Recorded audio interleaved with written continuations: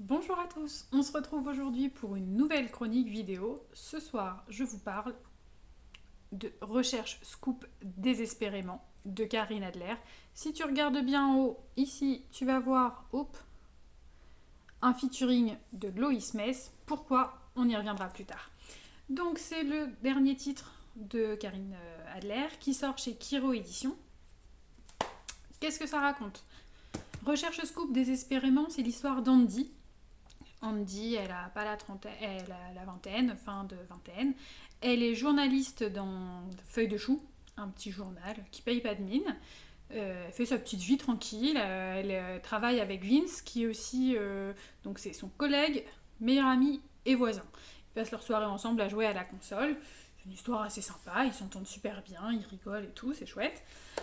Donc Andy, elle est journaliste dans ce journal. Et un jour, elle va être convoquée. Il faut absolument qu'elle ait le sujet. On lui demande de vraiment créer l'événement, en gros. Et il faut qu'elle trouve un sujet qui va attirer les lectrices et les lecteurs, éventuellement. Donc, elle va se demander ce que veulent les femmes en termes d'amoureux. Bon. À partir de là, je me sens un peu concernée par l'histoire, parce qu'Andy Andy et moi, on se ressemble pas mal en fait. Elle a du mal à trouver un homme, parce qu'en gros, c'est ou un connard, un gros connard, donc ça on n'aime pas, ou c'est un gentil, et ça, nous les femmes, on n'aime pas non plus les hommes trop gentils. Donc en fait, il faut un connard, mais pas trop. Donc Andy, elle va partir sur ça. Et elle va mener sa petite enquête, elle va me faire des. Elle va organiser des petits trucs sympas pour mener à bien, enfin pour écrire en tout cas son article le plus justement possible. Donc en parallèle, donc elle fait sa petite vie avec Vince, hein, son pote. Elle va rencontrer des hommes aussi. Adepte de la spéléologie, s'abstenir. Certains détails pourraient choquer la sensibilité des plus jeunes. Parce que parce que Karine, elle va pas dans la demi-mesure. Je pense que c'est une partie de son corps qui s'est emparée de son cerveau pour écrire cette histoire. Quelqu'un de, de normalement construit n'irait pas chercher ce genre de détails. Mais parce que c'est Karine, on est à l'abri de rien. Et qu'est-ce qu'on se marre? Parce que ouais, c'est vraiment c'est des barres de rire ce titre. Et donc je reviens sur le featuring Lois Mess.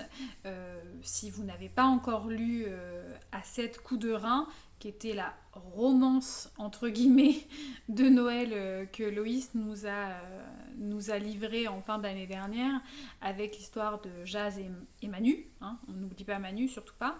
En fait, il y a un parallèle entre les deux histoires, c'est-à-dire que Andy, c'est la cousine de Jazz, qui est donc son cousin américain, et il va être de passage en France, et donc du coup ils vont se rapprocher, ils vont mettre en parallèle leurs compétences pour mener, enfin en tout cas Jazz il va aider Andy sur son article, et c'est sympa de le retrouver. Enfin moi j'avais beaucoup aimé ce titre-là, avec tout ce qu'il y avait eu autour. Manu, par exemple, c'était un héros que j'avais adoré. Si vraiment vous l'avez pas lu, je vous conseille de le lire avant, parce que c'est déjà assez drôle. C'est super bien écrit et vraiment c'est très très drôle. Donc si ça peut vous faire passer deux super moments, parce que du coup, bah, là dans ce titre, bah, je me suis marrée encore, mais genre vraiment beaucoup.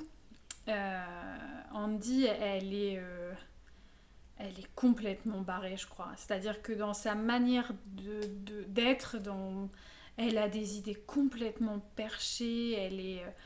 Voilà. Quand elle va voir son grand-père à la maison de retraite, elle dit qu'elle va au bled des vieux. Mais à côté de ça, elle s'y marre au bled des vieux avec son grand-père et toutes les copines de son grand-père quand ils jouent au Scrabble et tout. Il y a vraiment des scènes super drôles. À côté de ça, il y a une playlist aussi qui vaut le détour, parce que pareil, hein, il y a des chansons que vous ne trouverez pas ailleurs, ça c'est clair.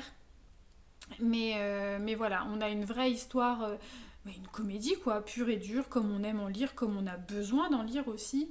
Et puis, pour les femmes célibataires, clairement, en tout cas, moi perso, je me suis mais carrément reconnue dans ce qu'elle dit.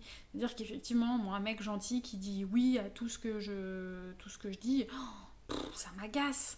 Mais à côté de ça, le gros con qui vous fait cocu, ouais, bah, c'est pas ce qu'on cherche non plus. Donc je trouve que le postulat de départ, il est super juste.